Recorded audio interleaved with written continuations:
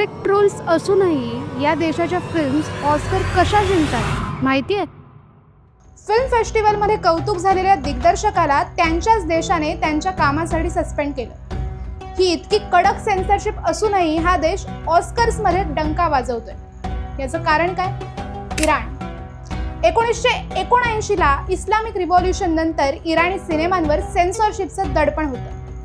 पण अब्बास किआरोस्तामी, जफर पनाही सारख्या दिग्दर्शकांनी मेटाफोर आणि ॲलेगरीच्या जोरावर जगाला दाखवलं, सिनेमा म्हणजे केवळ कथा नाही तर ती क्रांती आहे। जगभरातल्या फिल्म फेस्टिवल्समध्ये इराणी सिनेमाचं वेगळं स्थान बनलं। किआरोस्तामीचा द टेस्ट ऑफ चेरी 1997 मध्ये पाम देओल, असगर फरारीचा सेपरेशनने 2012 ला ऑस्कर्सचा बेस्ट फॉरेन लँग्वेज फिल्म, तर 2025 मध्ये हुसैन मोल्यामी आणि शिरीन सोहानी यांचा best animated short film Oscar जिंकला।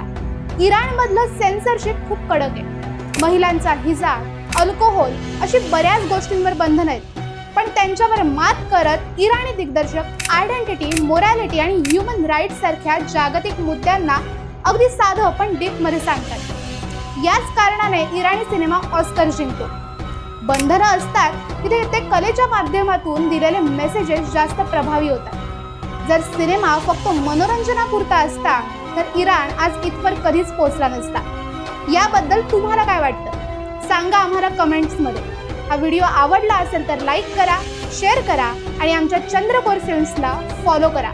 तसंच आमच्या YouTube चॅनलला सुद्धा भेट द्या।